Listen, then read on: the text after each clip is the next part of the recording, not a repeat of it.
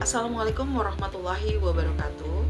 Saya Imelda Iskandar akan menceritakan dan akan menjelaskan tentang sejarah turunnya Al-Quran.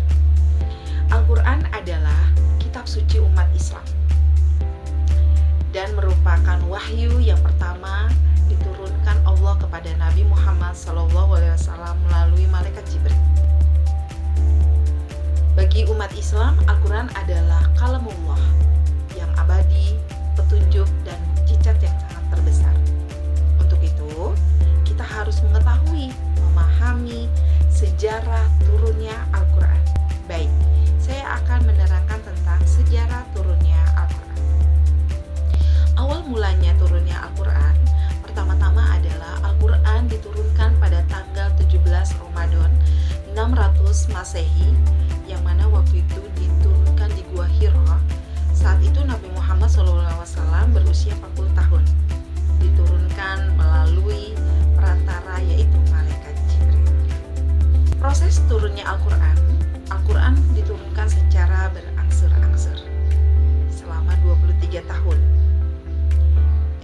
Yaitu 13 tahun diturunkan di kota Mekah dan 10 tahun diturunkan di kota Madinah. 13 tahun di kota Mekah, maka dari itu ayat-ayatnya disebut ayat Makkiyah.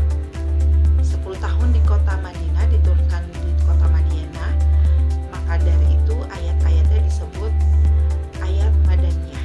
Belum proses turunnya Al-Quran kepada Nabi Muhammad, turunnya Al-Quran itu ada 3 tahapan. Baik, yang pertama adalah Lauful Mahfuz. Pertama kali Al-Quran disimpan. Jadi Al-Quran itu disimpan pada Lauful Mahfuznya Allah.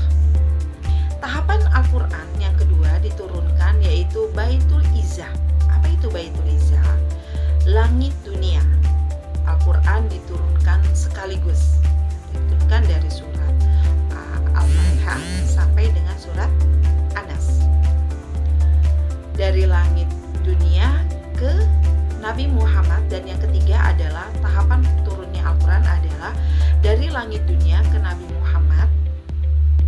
Pada tahap ini Al-Quran diturunkan kepada Nabi Muhammad secara berangsur-angsur. Yang tadi proses turunnya Al-Quran kepada Nabi Muhammad. Nah, jadi tahapan Al-Quran yang ketiga inilah yang diturunkannya kepada Nabi Muhammad SAW. Mengapa Al-Quran itu diturunkan secara berangsur-angsur? Pasti ada manfaatnya. Pertama adalah agar ayat yang diturunkan tetap di dalam hati sanubari Rasulullah SAW dan para pengikutnya. Yang kedua, kenapa Al-Quran itu turun berangsur-angsur?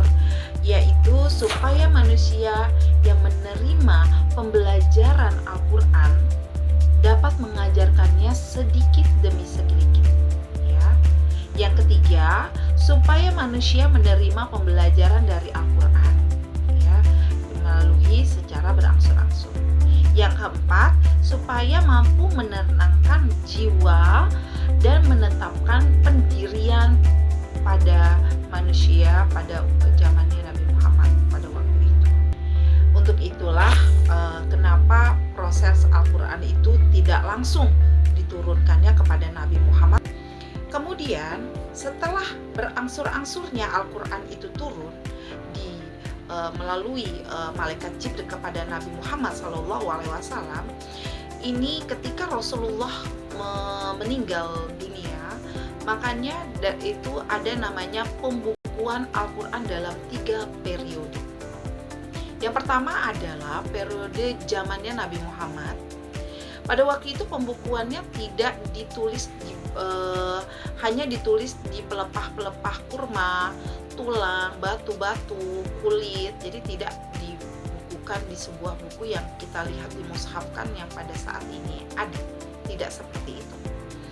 Pembukuan Al-Quran pada periode kedua, tadi pada periode yang pertama. Pada periode yang kedua yaitu zamannya Abu Bakar As-Siddiq radhiyallahu anhu. Pada saat itu Umar mengusulkan sahabat Nabi Muhammad yaitu Abu Bakar As-Siddiq Pada saat itu Umar mengusulkan untuk mengumpulkan ayat Al-Quran setelah melihat para hafiz-hafiz Quran syahid, ya, sehingga Umar mempunyai ide untuk membukukan pengumpulan ayat-ayat Al-Quran pada zamannya Abu Bakar As-Siddiq. Kemudian mushaf itu dikumpulkan oleh Zaid bin Sabit dan disimpan oleh Hafsah binti Umar. Nah, periode yang ketiga yaitu zamannya Utsman bin Affan. Ya, tadi zamannya Abu Bakar As-Siddiq yaitu tahun 11 sampai 13 Hijriah. Periode yang ketiga pembukuan Al-Quran yaitu pada zamannya Utsman bin Affan pada tahun 24 sampai 35 Hijriah. Utsman menyalin mushaf standar mushaf Utsmani dan menyebarkannya ke berbagai wilayah Islam. Hingga kini mushaf tersebut menjadi standar bacaan Al-Quran walaupun terjadi perbedaan qiraat. Ya. Demikian sejarahnya turunnya Al-Quran.